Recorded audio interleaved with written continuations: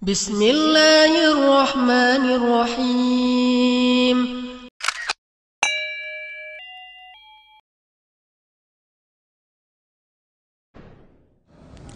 Salat merupakan rukun Islam yang kedua dan memang satu-satunya ibadah kata para ulama yang Allah Subhanahu wa taala perintahkan kepada umat Islam, umat Muhammad sallallahu alaihi wasallam yang diterima di langit adalah salat. Sementara ibadah yang lain semuanya di bumi. Semulia apapun ibadah itu semuanya Jibril alaihissalam yang membawanya dari langit. Tapi salat Nabi sallallahu alaihi wasallam diundang secara khusus untuk datang ke langit.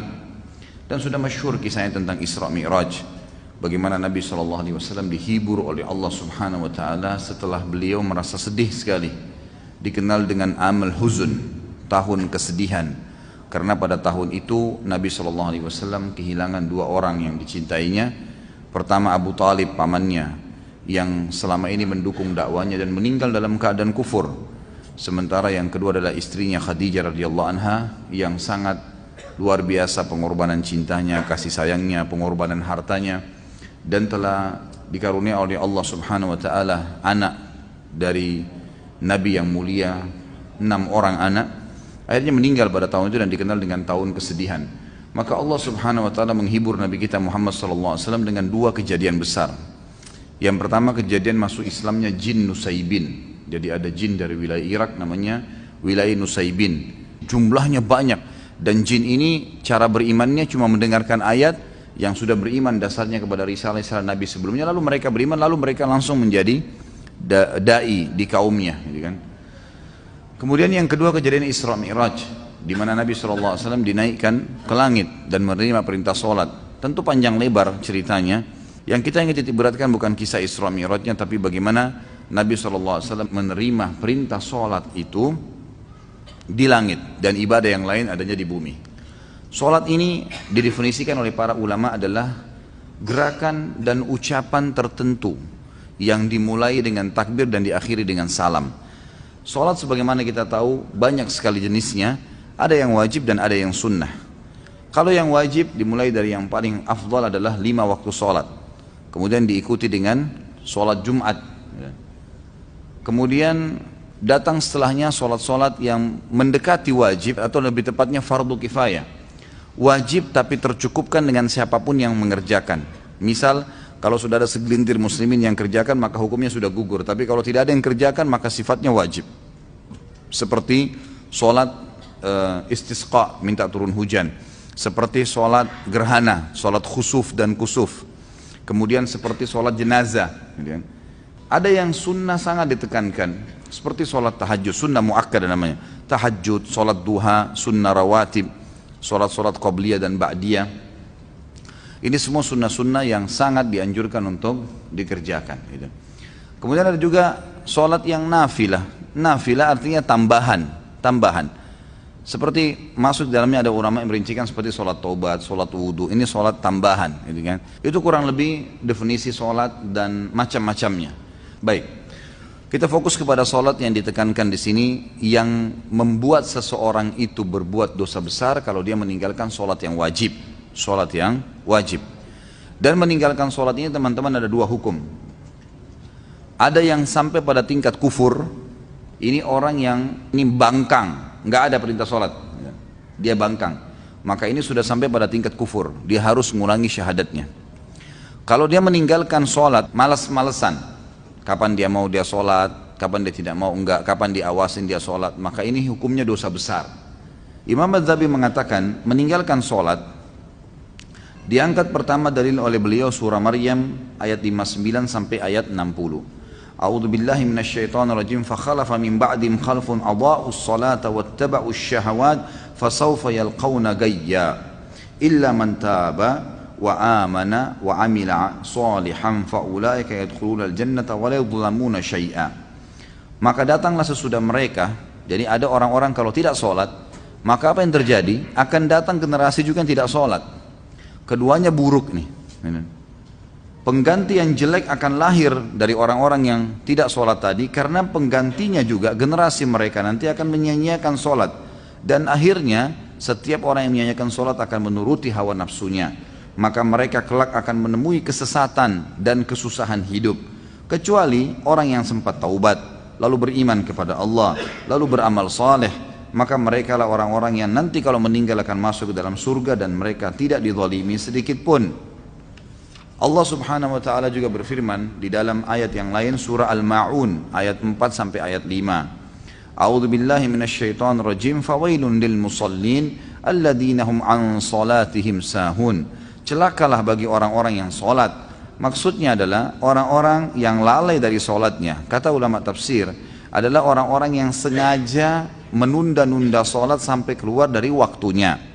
Ini masuk dalam ancaman. Atau orang yang sengaja malas mengerjakan salat kecuali kalau dilihat oleh orang atau diawasi, maka masuk dalam ancaman surah Al-Ma'un tadi. Juga orang-orang yang tidak salat kalau meninggal tidak sempat taubat, walaupun itu dia hanya malas-malesan, dipastikan akan masuk ke dalam neraka terlebih dahulu. Dalam surah Al-Muddathir ayat 42 sampai ayat 43, Allah Subhanahu wa taala berfirman di mana para malaikat penjaga neraka Saqar, ada neraka khusus untuk menyiksa orang-orang yang tidak salat, namanya neraka Saqar. Dikatakan ma salakakum fi saqar qalu lam naku minal musallin. Para malaikat nanti akan bertanya kepada orang-orang yang masuk ke dalam api neraka tadi, apa yang membuat kalian masuk ke dalam neraka Saqar ini?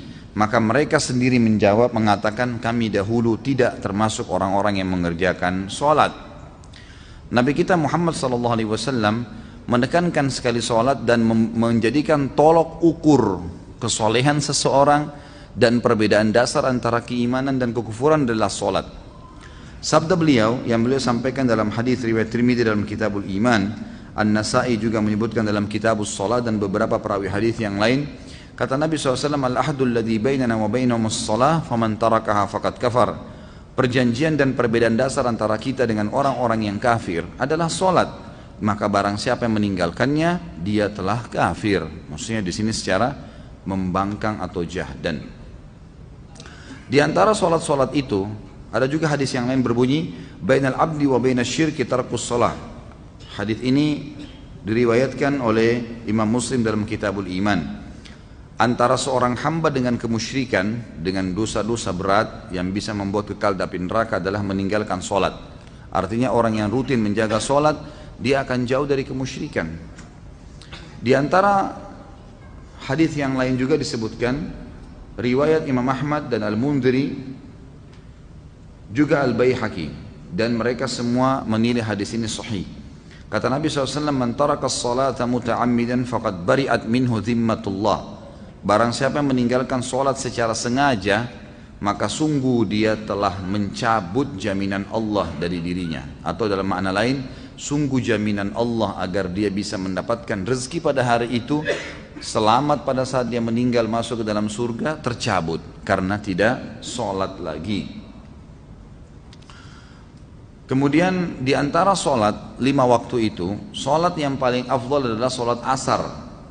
Sebagaimana Allah Subhanahu wa taala menyebutkan dalam Al-Qur'an, a'udzu billahi minasyaitonir rajim, hafidhu 'alas salawati was salatil wusta wa qumu lillahi qanitin. Jagalah selalu salat-salat kalian, terutama yang diwajibkan, terutama ya, lagi ditekankan lagi salat yang pertengahan. Kata ulama pertengahan adalah asar, yang lebih kuat pendapat adalah asar karena waktu pagi itu dihitung subuh dan duhur, dan waktu petang dihitung maghrib dan isya, maka asar berada di tengah-tengah. Juga ada hadis Nabi SAW, hadis ini diriwayatkan oleh Imam Bukhari dalam kitab Manaqibus Shalah. Kata Nabi SAW, man fatathu salatul asri habita amalu. Barang siapa yang luput melaksanakan sholat asar, maka dalam bentuk pengingkarannya, memang dia tidak mau sama sekali mengerjakannya, maka amal ibadahnya yang lain akan dihapus atau gugur, akan menggugurkan semua ibadah dia yang lain. Kemudian saya ingin titik beratkan di sini kepada teman-teman, masalah sholat ada juga hal-hal yang ingin saya tambahkan yang harus diperhatikan. Seperti misalnya usahakan selalu sholat di awal waktu, maksimalkan itu. Jadi usahakan dijadwalkan, ya. Lebih penting, bahkan dijadikan sebagai momen lebih penting daripada makan pada saat kita lapar, yaitu dengarkan azan sudah ada di masjid, terutama bagi laki-laki. Bagi perempuan sudah standby tentu di sejadahnya. Kalau di masjid-masjid, kalau musala kantor, kalau rumah dia di rumah ya dia di rumahnya, gitu ya. Maka harus maksimal, usahakan azan, tidak ada aktivitas yang lain. Para sahabat Nabi Ridwanullahi alaihim kalau sudah mendengarkan azan mereka berhenti dari segala aktivitas, tidak ada lain yang dikerjakan. Mereka langsung menuju ke sholat karena itu panggilan dari Allah. Hadis Bukhari berbunyi, Nabi SAW mengatakan, pada saat ditanya amal apa yang paling Allah cintai, maka beliau mengatakan as-salatu ala waktiha, sholat di awal waktunya. Kemudian hadis yang lain juga, dan saya sarankan teman-teman lakukan walaupun sekali seumur hidup nih. Kata Nabi SAW, siapa yang selama 40 hari tidak ketinggalan takbiratul ihram imam, maka dijamin baginya selamat dari sifat kemunafikan. Insya Allah tidak akan pernah dusta seumur hidup, tidak akan pernah memungkiri janji, dan tidak akan pernah juga dia mengkhianati amanah. Dia mengkhianati amanah. Yang kedua teman-teman sekalian, usahakan dalam sholat menghadirkan kehusyuan. Konsentrasi. Khusyuk ini wajib, namanya tumaknina, ketenangan dalam sholat. Dimulai dari tenangnya seseorang mengucapkan bacaan, gerakan, melakukan gerakan, jadi Allahu Akbar dengan tenang. Lalu kemudian mulai dari membaca iftitah, dia menikmatin bacaannya, nikmatin kalimatnya, karena per hurufnya, kata ulama, apa yang diucapkan dalam sholat dan pergerakannya ada nilai pahalanya. Jadi pertama usahakan awal waktu, gitu kan? Dan dari 5 waktu sholat ini usahakan 5 waktu sholat semuanya tidak kehilangan, terutama subuh. Subuh itu terutama. Biar tidurnya begadang, bunyiin beker, taruh dekat kuping, gitu kan? Harus saya bangun, gitu kan? Ya, jangan sampai kehilangan. Karena kata Nabi SAW, siapa yang sholat subuh, khusus subuh disebutkan, berjamaah di masjid, dia akan dibawa naungan Allah sampai subuh besok. Nggak akan celaka, nggak akan diganggu orang dan seterusnya, gitu kan? Nggak akan diganggu oleh syaitan, gitu kan? Akan dilindungi, dalam hadis yang dikatakan akan dilindungi dari segala keburukan termasuk syaitan. Yang kedua tadi saya sudah bilang bagaimana seseorang itu konsentrasi dan khusyuk, gitu kan? Yang ketiga melakukan gerakan sholat secara khusus. Kita bahas masalah gerakan sholat sesuai dengan ajaran Nabi SAW. Jadi jangan sampai gerakan sholatnya salah, gitu kan?